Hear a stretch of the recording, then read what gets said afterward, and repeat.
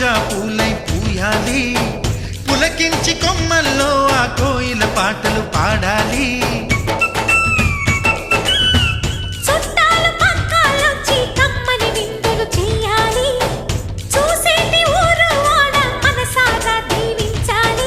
నలుగురు కలిసి చేతులు కలిపి మన కలలన్నీ పండించాలి.